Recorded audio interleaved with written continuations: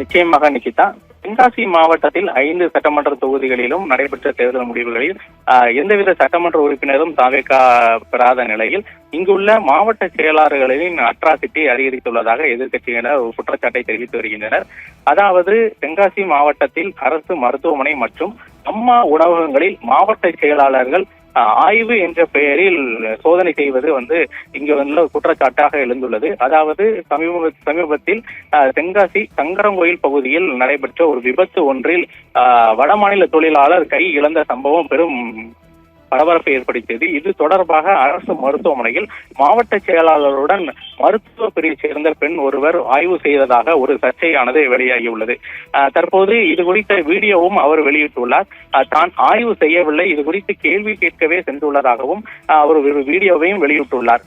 அரசு மருத்துவமனையில் மாவட்ட செயலாளர்கள் எவ்வாறு ஆய்வு செய்யலாம் என்ற கேள்வியும் எழுந்துள்ளது.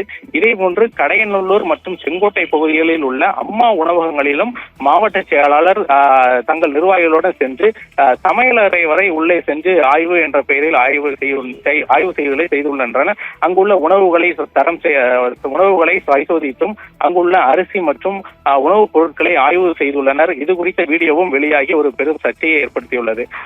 மக்கள் பிரதிநிதியாக இல்லாத இவர்கள் எவ்வாறு அரசு மருத்துவமனை மற்றும் அம்மா உணவகங்களின் உள்ளே சென்று ஆய்வுகள் செய்யலாம் என்ற கேள்விகள் எழுந்துள்ளது. எனவே இது குறித்து தமிழக வெற்றி கழகத்தின் தலைவர் உரிய நடவடிக்கை எடுக்க வேண்டும், மாவட்ட செயலாளர்களுக்கு உரிய அறிவுரைகள் வழங்க வேண்டும் என்ற கோரிக்கையும் எழுந்துள்ளது என்பதும் குறிப்பிடத்தக்கது.